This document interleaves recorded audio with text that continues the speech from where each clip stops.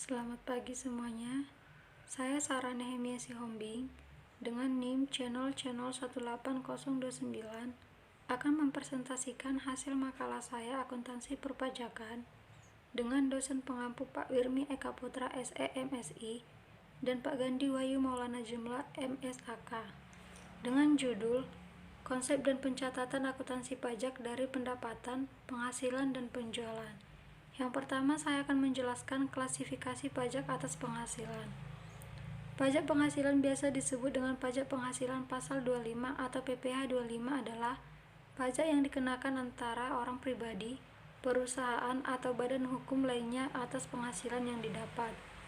Dasar hukum untuk pajak penghasilan adalah Undang-Undang Nomor 7 Tahun 1983.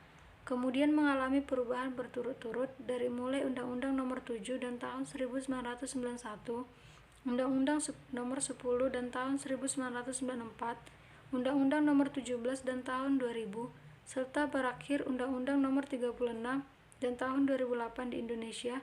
Awalnya pajak penghasilan diterapkan pada perusahaan perkebunan yang banyak didirikan di Indonesia. Pajak perseroan adalah pajak yang dikenakan terhadap laba perseroan dan diberlakukan kepada tahun 1925. Setelah pajak dikenakan hanya untuk perusahaan-perusahaan yang didirikan di Indonesia. Berangsur-angsur akhirnya diterapkan pula pajak yang dikenakan untuk perorangan atau karyawan yang bekerja di sesuatu perusahaan.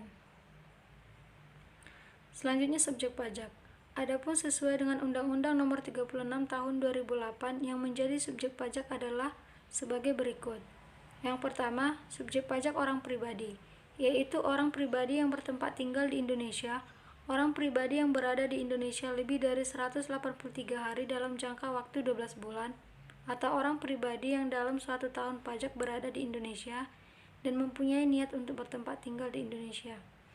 Yang kedua, subjek pajak harta warisan belum dibagi, yaitu warisan dari seorang yang sudah meninggal dan belum dibagi tetapi menghasilkan pendapatan, maka pendapatan itu dikenakan pajak. Dan yang ketiga, subjek pajak badan, yakni badan yang didirikan atau bertempat kedudukan di Indonesia. Selanjutnya, penghasilan termasuk objek pajak.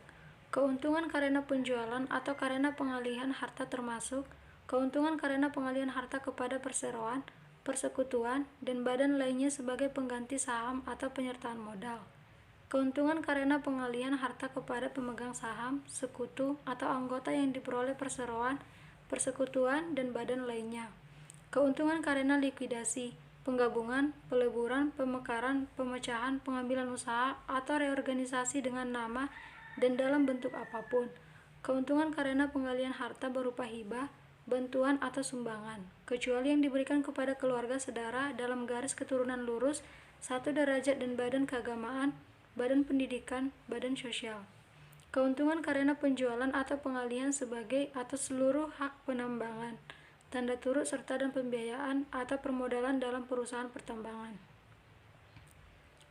Objek PPh dalam Undang-Undang PPh dirincikan sebagai berikut. Yang pertama, penggantian atau imbalan, kedua, hadiah dari undian, ketiga, laba usaha, keempat, penerimaan kembali pembayaran pajak, kelima, bunga termasuk premium dan diskonto, keenam, royalti atau imbalan atas penggunaan hak, ketujuh, sewa dan penghasilan lain, kedelapan, penerimaan atau perolehan pembayaran berkala, kesembilan, keuntungan karena pembebasan utang, kesepuluh, keuntungan selisih kurs mata uang asing, ke-11 selisih lebih karena penilaian kembali aktiva, ke-12 penghasilan dari usaha berbasis industri, dan seterusnya.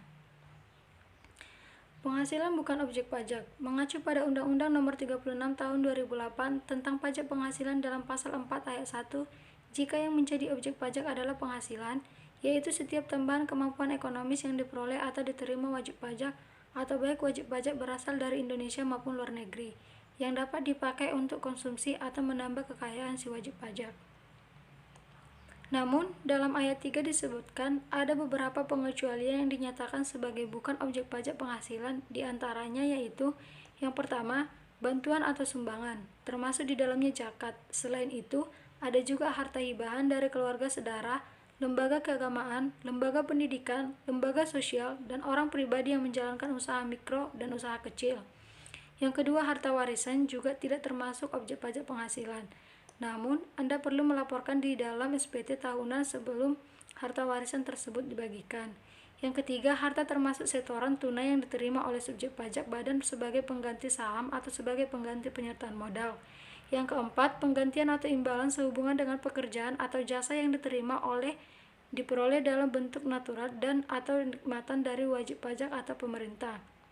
Yang kelima, pembayaran dari perusahaan asuransi kepada orang pribadi sehubungan dengan asuransi kesehatan, asuransi kecelakaan, asuransi jiwa, asuransi dwiguna, dan asuransi beasiswa. Yang keenam, dividen atau bagian laba yang diterima atau diperoleh perseroan terbatas sebagai wajib pajak dalam negeri, koperasi, BUMN, atau BUMD dari penyertaan modal kepada badan usaha yang didirikan dan bertempat kedudukan di Indonesia. Yang ketujuh, iuran yang diterima atau diperoleh dana pensiun. Ini bisa dianggap sebagai bukan objek pajak penghasilan jika pendiriannya telah disahkan Menteri Keuangan, baik yang dibayar oleh pemberi kerja maupun pegawai. Yang kedelapan, beasiswa yang memenuhi persyaratan tertentu dan ketentuannya diatur lebih lanjut dengan atau berdasarkan peraturan Menteri Keuangan. Yang kesembilan, sisa lebih diterima atau diperoleh badan atau lembaga nirlaba yang bergerak dalam bidang pendidikan atau bidang penelitian dan pengembangan.